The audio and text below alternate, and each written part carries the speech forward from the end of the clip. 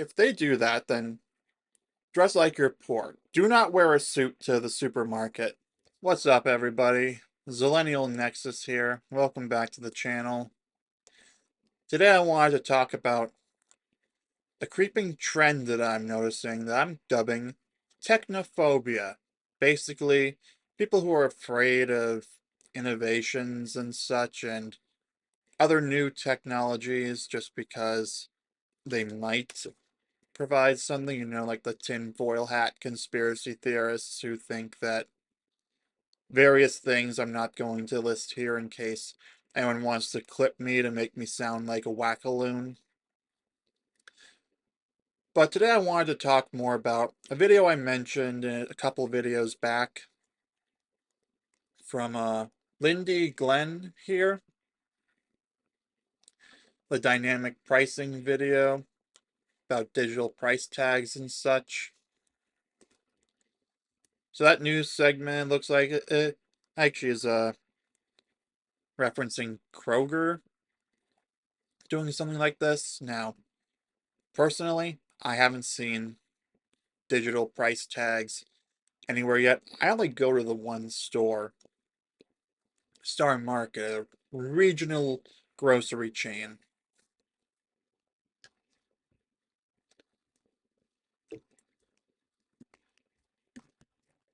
So today I wanted to watch and react to this video and give my thoughts on all of this. Personally, I have no issue with digital price tags because I'm pretty sure that dynamic pricing for that could be illegal under laws that already exist, or instead of trying to force them back to impractical paper price tags, there should be laws on the books to prevent this kind of thing. If Congress wants to actually, I don't know, do something useful for the working class, outlawing dynamic pricing on groceries and other things that are genuinely essential would be a good start. But before we see what Lindey has to say about all this, be sure to give this video a like, comment what you think about all this, subscribe for daily cultural commentary from a man caught between generations. Anyway, let's see what she has to say. Big retailers with little regional competition can extract large profits simply by adjusting prices of essential goods like food items. My concern is that these tools will be abused in the pursuit of profit, surging prices on essential goods in areas with fewer and fewer grocery stores. But even if you saw them, you might not know they're digital price labels. Take a look. You see they look a lot like paper labels, but they're not. They can be changed digitally using an app, and they can be changed within minutes.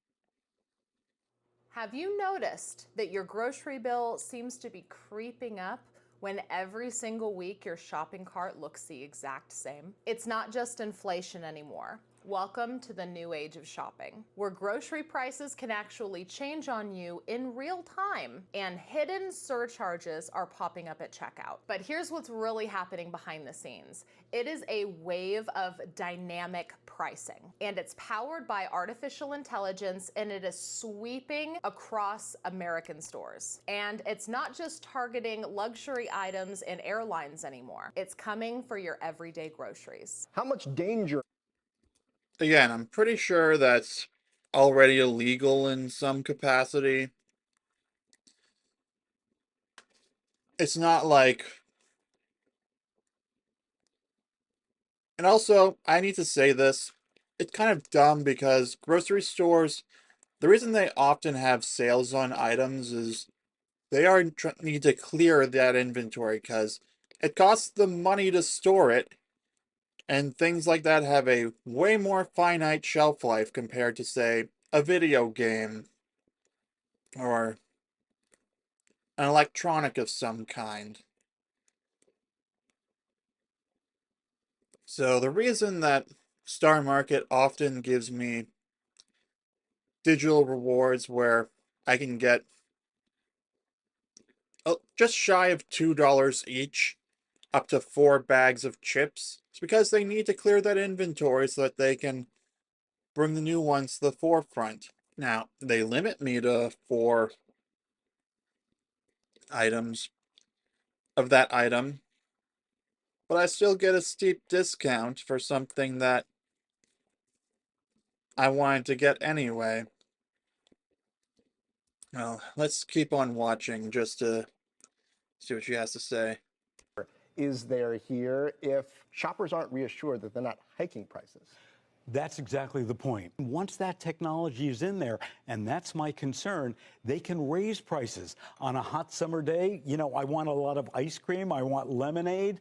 They're running low, they can raise the price. So what exactly is dynamic pricing? Imagine purchasing an item for one price and then it's another price during that same day, just depending on the time of day that you actually purchased it. Like purchasing a box of donuts for $8 at noon when it was $10 at 9 a.m. simply because it was breakfast time. It sounds wild, but it's happening right now. Big box retailers are already starting to roll out digital price tags and smart labels. I can't tell if Is this really such a bad thing?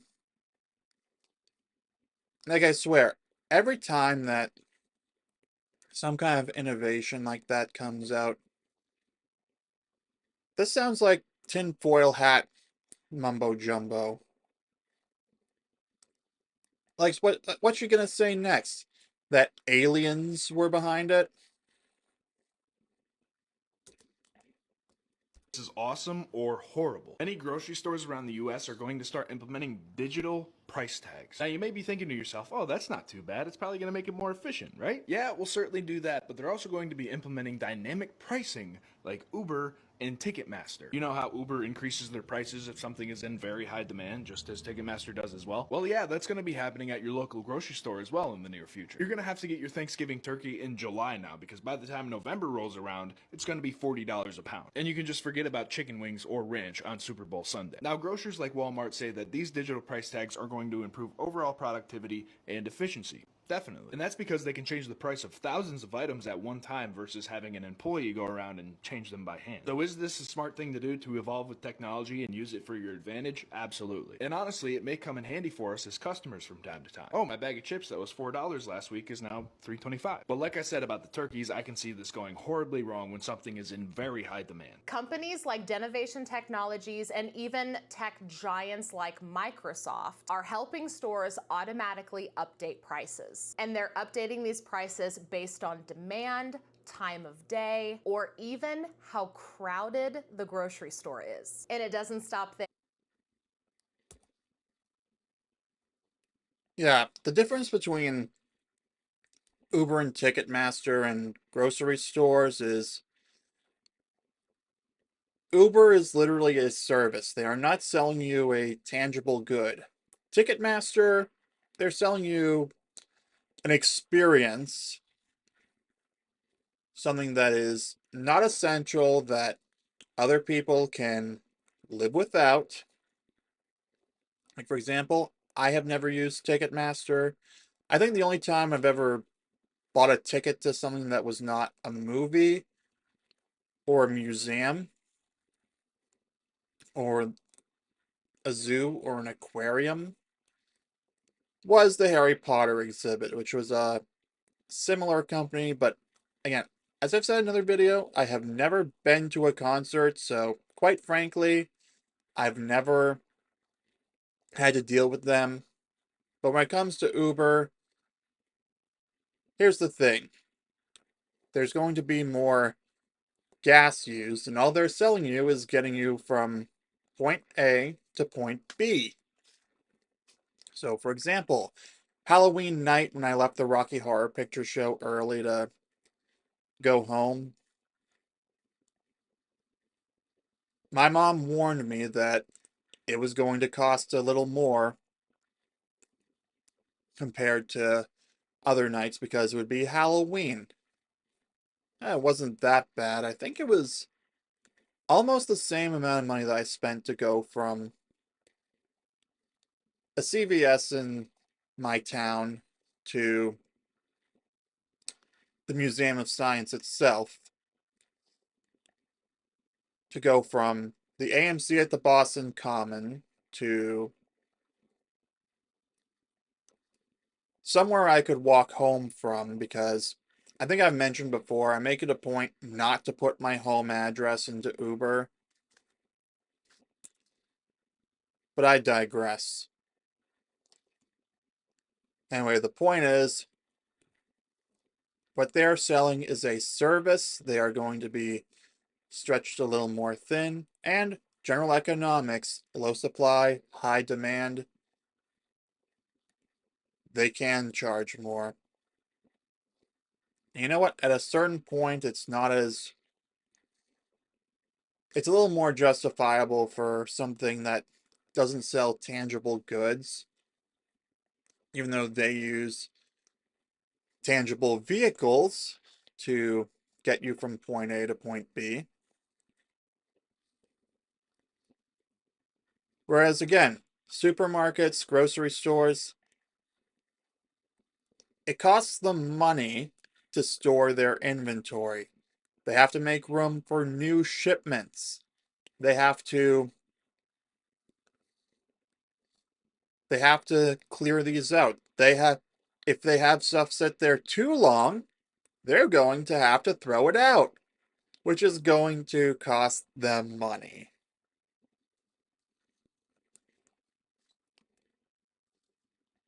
Whereas again, they put out these kinds of discounts, like say $2.77 each for a 1.5 quart or package of ice cream. I get it for that low. Yes, there's a limit for 2 of them, but they have to do that because it costs them money to store it. So they need to clear the inventory so that they can be ready for the next shipment as soon as possible. Which is why I think dynamic pricing for groceries is just dumb. It's why I don't see it happening. Anyway, let's see what else she has to say. You know those reward programs that are asking you for your telephone number? It's not just for coupons anymore. They're actually gathering data and building a profile just for you based around things that you buy, when you buy, and how much you're willing to pay. But here's where things get a lot more personal. How would they know what you're willing to pay? I guess if you're buying it outside of the sales period, like right now, bag of popcorn kernels, I can get a store brand bag of that for $3.56 compared to the $4 that it costs typically. By the time this video goes up, it'll be back to $4 because the coupon will have disappeared. So I can kind of see what you mean by that, but it really is, it is what it is. And even a little unsettling. Some companies are now using facial recognition technology. When you are out grocery shopping, you may not realize what is watching you. Some supermarkets are using facial recognition technology to catch thieves. But as CBS 2's Christy Kalishian reports, shoppers have questions about privacy. You'll see this sign letting you know it collects or shares biometric information, including eye scans and voice print. Some feel they're shopping with Big Brother watching over. I could see it being sort of an invasion of privacy for some people. Yeah. Here's the thing. How is that any different from turning security footage of shoplifters over to the police and having them run it through their facial recognition software? Seriously, I'd like to know. Plus, it's their business, their choice. If you don't like the rules of a business, then you don't go in there. You find somewhere else to shop. I'm sorry, at a certain point, you have to accept those are the rules of that business. It's like at the movie theater when I've gone to see a movie and there happened to be an event going on. They had this big sign saying that there's photography going on, and that by entering, you consented to appearing on camera, and if you do not want to be photographed, do not come in. Look, I know it's a little harsh, but at a certain point, you have to accept that. Really, how's it different from security cameras in general? Oh, security cameras are an invasion of privacy. If they're in a bathroom, yes, that is definitely an invasion of privacy that crosses the line. But in spaces that are open to the public or where you have no reasonable expectation of privacy, I see no problem with it.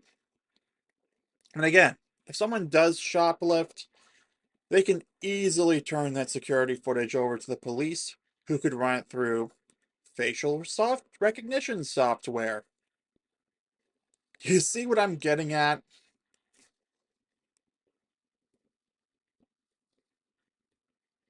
Look, I get if you don't like it, but at a certain point, if you don't like being on a security camera footage, or if you don't like the rules of a business, then don't go there.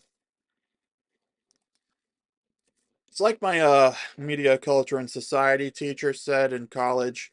Basically, anytime you step outside of the house, you're probably on some kind of security camera footage or someone's footage. Now, here in Massachusetts, two-party consent state for audio. But when it comes to visually, like photographs and such, it's fair game as long as there is no reasonable expectation of privacy. Like, again, obviously, doing that in a bathroom, there's a reasonable expectation of privacy, so that's wrong. Like, if they started putting up security cameras in the bathrooms, I'd stop using the bathrooms there. Not that I actually ever do when I go to Star Market, because I'm good about planning so I don't have to use the bathroom while I'm there. Anyway, let's see what other fear prawn we have to deal with. Now, any retailer that is using the facial recognition technology are saying that it is solely for the purpose of deterring shoplifters. Because as we all know, shoplifting is at an all-time high. I just recently did a video talking all about that. Thieves are becoming a lot more brazen. And so the use of facial recognition technology is really useful to catch those people when they enter the store so that they can be sought out and removed before they're able to shoplift and damage the store that they're entering. But that same technology could potentially be used to tailor prices based on your age, your gender, your income, and even your credit score. Danovation Technologies is a provider of digital smart labels powered by an automation technology that lets companies automate their labeling, pricing, product. I'm sorry, I just realized I need to set this to double speed so that we're not here for I don't make another hour-long video. Product information and promotions in real time. We love it. Yeah, so the price that you buy might soon depend on who you are and not just what you're buying. So why would companies do this? The answer is really simple: profit pressure. With inflation making everything from staffing stores to packaging merchandise much more expensive, and with shoplifting being an even bigger issue now than ever before, retailers are desperate to squeeze every cent that they can from every single transaction possible. So, well, that's what happens when you have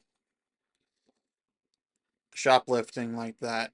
Eventually, they have to make their money somewhere. They're going to figure out a way to do it. Not that I think that this whole thing is actually going to happen, because here's the thing. Civil Rights Act, I'm pretty sure this would be a violation of that. I'm no lawyer, so I don't know what I'm talking about. This is not a legal analysis. This is just my observation based on knowing that the Civil Rights Act is a thing. If they discriminate on the basis of something that the Civil Rights Act protects, they're gonna get a lawsuit. So if any lawyers are watching, now might be a good time to re-educate yourself on the Civil Rights Act and try to find some violation of it with policies like this.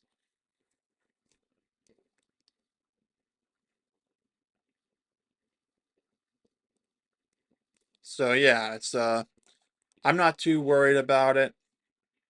Obviously, it can still happen, but when it does, if you can prove that they're discriminating on the basis of something protected in the Civil Rights Act, I would suspect you would have a case. But here's the important thing. Talk to a lawyer about this. Bring it to a lawyer. Bring the proof. Obviously, it would be better to prevent something like that from happening in the first place. You know, they have lawyers. I'm sure their lawyers will be like, hey, you can't do this. I do declare this is illegal.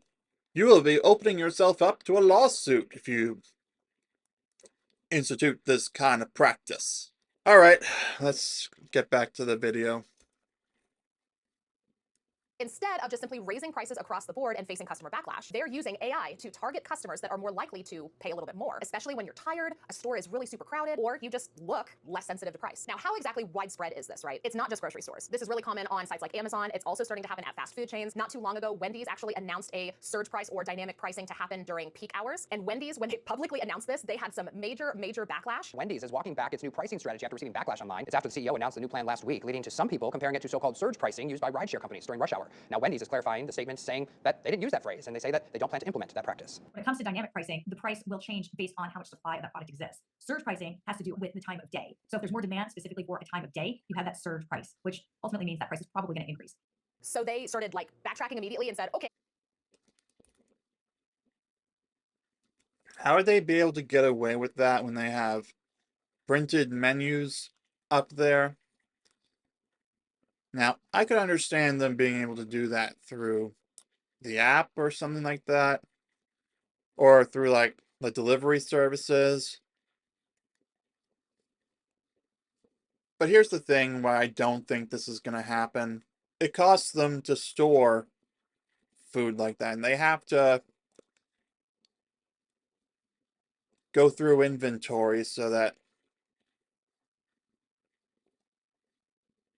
it's still good, so they don't have to throw out as much.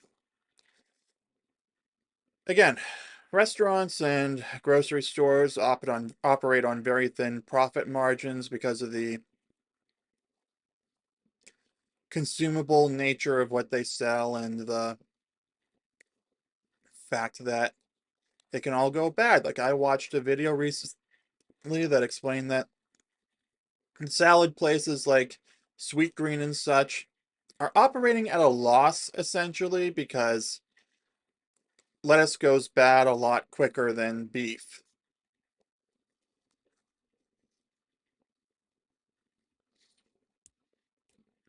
We're not going to do that. But do you actually think that they're not going to do that? Or are they just saying that they're not going to do that because the backlash was so great? There are currently dynamic algorithms.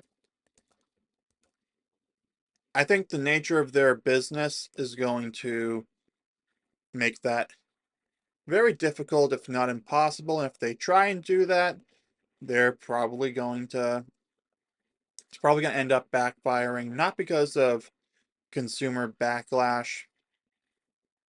Well, more people will probably walk away, and I would say I feel no pity for fast food restaurants because they aren't as, because I think we could all live without going to fast food places. I still think they're good for travelers and such. But if you're not traveling, I don't see any reason to go out for fast food.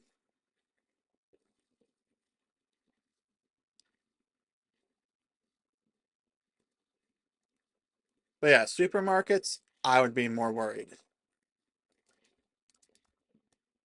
that are being created that can control what you pay, sometimes minute by minute. And at a time when 60% of Americans are living paycheck to paycheck and credit card debt has hit record highs, this new pricing model is hitting families right where it hurts. Kroger and Walmart, among others, are beginning to test out digital price tags, but shoppers and lawmakers are worried the change could lead to surge pricing. For shoppers and lawmakers, Dee, they're concerned these digital price tags will eventually lead to dynamic pricing, meaning prices will change based on demand. Dynamic pricing isn't anything new. Airlines and hotels use it, but people view groceries differently. People cannot not buy food, and it also tends to be one of the largest line items in a household's budget. You're okay with that with airline pricing because there's offer and demand, but people have different expectations for the supermarkets. Over the next few years, several retailers like Kroger and Walmart announced they will begin using digital price tags. A move Salerno says allows companies to quickly change prices. To feel like you're not able to know exactly how much a grocery bill will cost could cause a lot of financial anxiety for households. And it has gotten so extreme that the buy now, pay later apps like Klarna, Afterpay, and Affirm, that once we're just allowing you to put things like expensive electronics onto a payment plan, you're now able to use this for groceries. People are literally making installment payments for milk and eggs. The customers will soon be able to pay in full or in installments when ordering groceries and food delivery. There will also be a pay later option. Yeah, I can understand it a little more for groceries if you're in a desperate situation. But again, I don't think this is actually going to happen because I'm reasonably certain there's already a law that prohibits this. You know what? Let's actually check with Grok. Let's see if there's anything. Again, this is not legal advice because I am not a lawyer. But I am a guy who is reasonably certain has, again, I have light education with having taken legal studies in high school and just common sense observation and knowing that there are so many laws that the average person breaks about 5 laws a day without realizing it. Okay, I'm going to ask Grok, are there any laws that could be used to prohibit dynamic pricing at supermarkets similar to Uber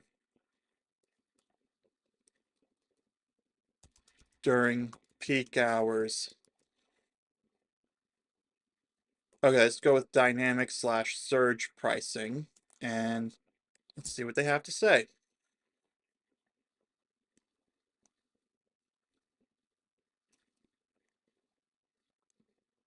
Uh-oh.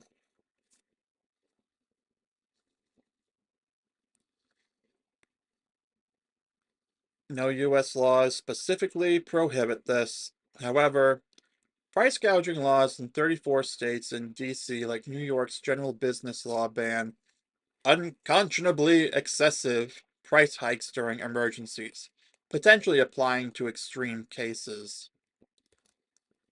Like when the pandemic first began, everyone was buying up all the toilet paper.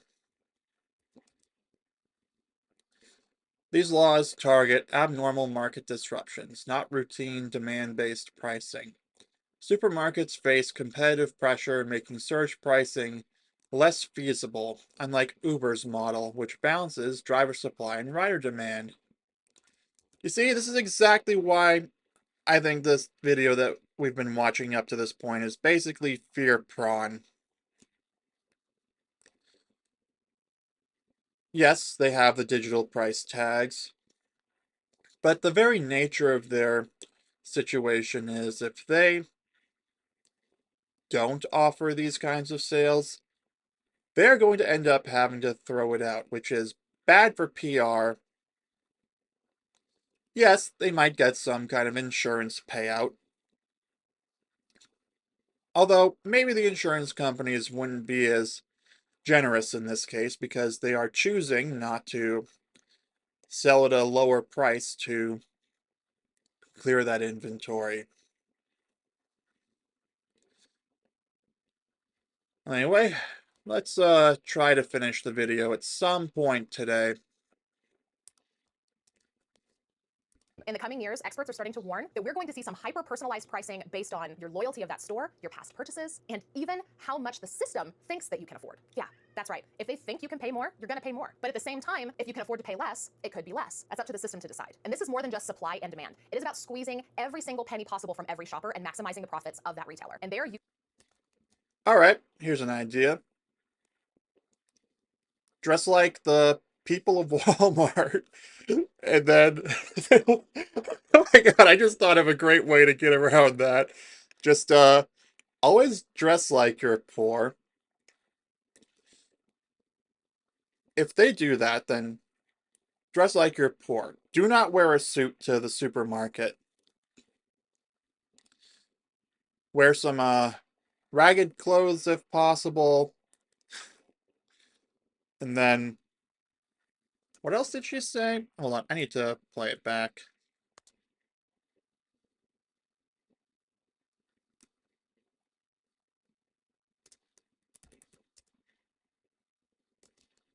Based on your loyalty of that store, your past purchases, and even how much the system thinks that you can afford. Yeah.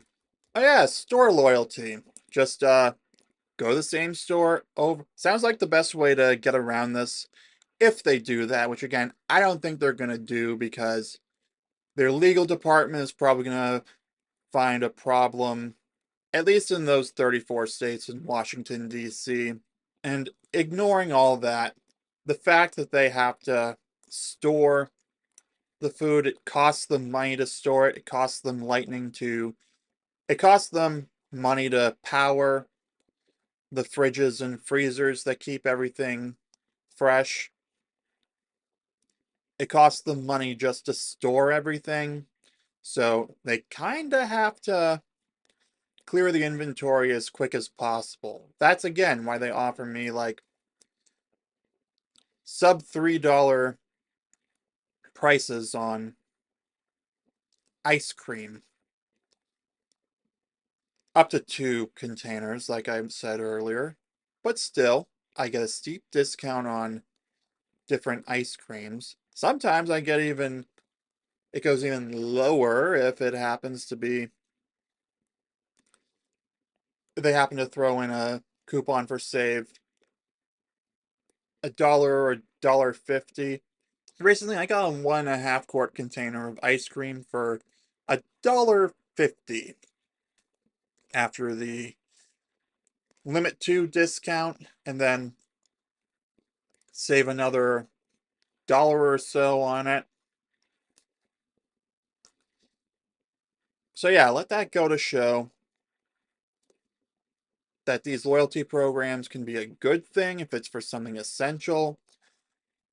I said in my previous video in the past, I'm against loyalty programs for things, but non-essential things is what I should clarify. I mean, like the supermarket, great thing because you can find the steeper discounts and you can save up points that you can use to get even more discounts, which is beneficial for them because they happen to clear their inventory that much faster. So I have enough points at Star Market as of recording this video for a $20 discount on my overall purchase, plus enough points for either another $4 or $5 off, or specific items like a store brand pizza. You get the idea. Hey, this is exactly getting back to the whole idea of technophobia. This is what I don't like about technophobia. They're making us scared that all of this is the thing. And hey, I get it's YouTube. You gotta drum up views. But again, I'm tired of the whole technophobic trends. And they can be a very useful tool. And you know, if they start screwing you over, contact your representative in Congress, or your senator, or someone. Try to get laws passed on the local level in the hopes of getting it done nationally so that there's a healthier system of checks and balances between the business and you, the consumer. That's right. If they think you can pay more, you're going to pay more. But at the same time, if you can afford to pay less, it could be less. That's up to the system to decide. And this is more than just supply and demand. It is about squeezing every single penny possible from every shopper and maximizing the profits of that retailer. And they are using the data that you hand over every single time you shop. And I think the real focus here and the real concern is we're all worried about grocery prices. So when you're talking about the idea that stores may use this technology to raise prices, we all think, really? Aren't we dealing with enough right now? Now, while at this moment, there is no definitive proof that retailers are currently using dynamic pricing or the AI recognition software to tailor pricing based on who you are. The technology is there, and the pressure is on for corporations to maximize those profits. So what exactly is stopping them from doing it? Nothing.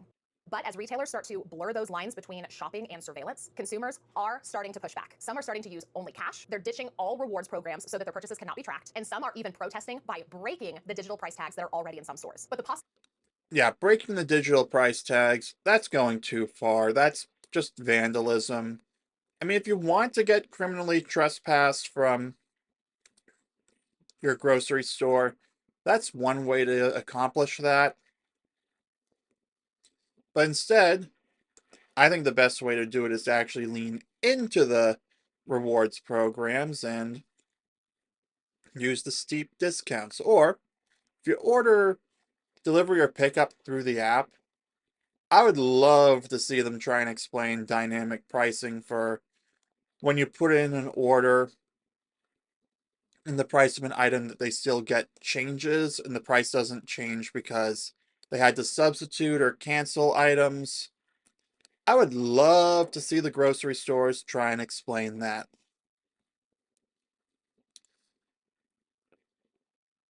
I mean, if you really want to pay with cash only and never use the loyalty programs and miss out on steeper discounts, by all means, feel free to miss out on the discounts if you'd like. Personally, I will be leaning into the digital future, and I will be using it to my advantage rather than acting like the sky is falling every time some technological innovation is made. Hey, even if there's some growing pains along the way, in the long run, I think it's all going to work out because of the nature of the business model. And even then, it might be a sign to push for laws to be implemented that act as a healthy check and balance on the businesses. Of all of this is making me think of one thing. When prices can change based on the hour, your face, or your phone number, what does a price even mean anymore? In just 2 years, food prices have jumped more than 20%, and people's living wages have barely budged. And for the first time, buy now, pay later sites like Klarna and Affirm are financing people's groceries. We're told that all of this tech is about efficiency, but when so many Americans are drowning in debt, it begs the question, who is this system really designed for? But then I'm going to say there's a question of, well, why are we doing the facial recognition? Well, different stores have used facial recognition and the technology for a lot of different reasons. Some of them were doing it in regards to shoplifting and trying to find those responsible for causing issues within stores. Now, Kroger says that they did work with Microsoft in the past a few years ago in regards to facial recognition technology. But the question is, how is that being used, or is it being used to set and determine prices when we all go shopping? So if you're a consumer and you're worried about this, then what's the advice you can give people? Well, honestly, one thing that a lot of people have done because they are concerned about how this technology is used is they transition to online shopping. That brings up a whole other issue. I mean, obviously, if you are shopping on a retailer, they're using that information to determine your shopping patterns. If AI could just simply hike up prices based on your previous purchases or your zip code, who's getting the deal and who is paying the premium? These are no longer just price tags. These are all personalized profit machines. So what are some of the things that you can do to protect yourself? You can pay with cash. You can opt out of reward programs. Even if you get some sort of a coupon for your purchase, that's the way that they're incentivizing you to actually use the reward program. So if you can shop somewhere where you don't have to rely on digital coupons for them to gather that data, if you're worried about it, maybe don't. Shop somewhere else. And always be mindful of how much personal information you are handing over. Because remember, if you are not paying them, they are making money off of you. And we give out a lot more information than we realize. And that information is extremely valuable to major corporations. And if you're able to, consider ways to reduce your living expenses or eliminate debt. Position yourself for a more expensive future. Because this isn't just a passing tech trend. It's an economic transformation. So what exactly do you think about this shift in America's shopping landscape? Are we headed in the right direction, or are we just being squeezed now more than ever? Let me know what you think. I think we're heading in a good direction overall with the option to do online pickups and deliveries instead of going into the store. And again, I'm pretty sure that there's going to be some kind of law come up to push back against this. And hey, maybe this is your sign that maybe if you're worried about this, talk to your representative. On the local level, I'd try that first. If you want to go for the federal level, go ahead. Or if someone wants to run for office on the platform of protecting consumers like this, go for it. Yeah, like Grok says here, currently no US laws specifically prohibit this, but price gouging in 34 states. Price gouging is illegal in 34 states already.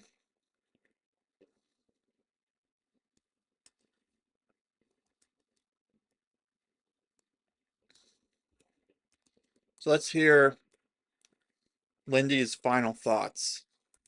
Down in the comments below. And if you like and appreciate this kind of content, make sure to hit the thumbs up before you leave. Also, don't forget to subscribe if you have not already. Ring that notification bell, that way you're notified whenever I post my next video. Thank you guys again so much for watching, and I will see you in the next one. Bye. Yeah, you can see that I left a thumbs down because, frankly, I think local news is already enough fear prawn. Now we're getting it on YouTube, which I guess is inevitable. But here's the thing, she is an independent creator, and I'm more than happy to hear out her arguments. And quite frankly, if you want to do all that, by all means, go ahead. But I think if we lean into this all digital future, we could actually have it better in the long run. And again, if you're really worried about the facial recognition thing, like she said, shop somewhere else if you can. Order for pickup and same day delivery so that I suspect the price is far less likely to change like that. Obviously, in my experience, the prices changed if they had to substitute or cancel items. That's a completely different story, though, but hey, you could use the paper trail that it leaves to your advantage by being like, it said I was going to have to pay this much. Everything was available. Everything was there. But it charged more. So you know what? Yeah, use it to your advantage. Stop. I'm tired of all this fear around innovations and such. Yeah, it can be abused. There are definitely going to be people out there who are going to abuse it. Unfortunately, those that are run by shareholders, in the case of, is Kroger publicly traded? Kroger stock price.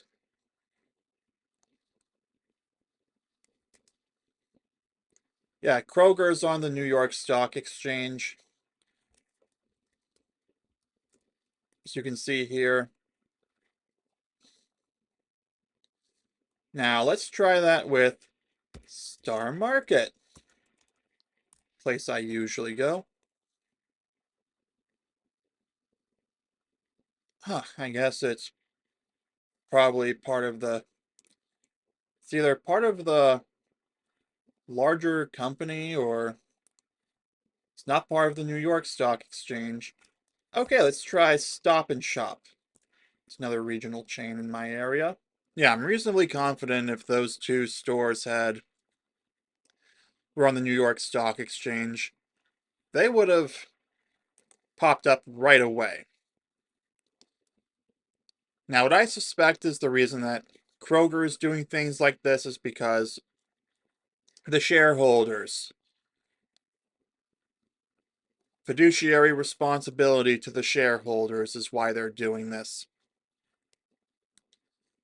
They have to make more money. They can't have any dips in profits because that would be bad for the shareholders. And if you don't do everything you can, you are going to get in trouble. They could sue you. So yeah, blame the shareholders, not the technology. I think I've gone on long enough about this. Let me know in the comments down below whether you're tired of this technophobia and whether you think and what solutions you would propose in the comments down below, whether it's outlawing this kind of thing, because I agree for essential goods, it should be illegal, but also the consumable and short shelf life nature of food, comparatively speaking. Again, it costs them money to store it, so they have to clear it out somehow. It's bad PR to just end up having to throw it away. So yeah, on that note, I'm going to leave it there. Give this video a like, subscribe for daily videos. I will see you soon.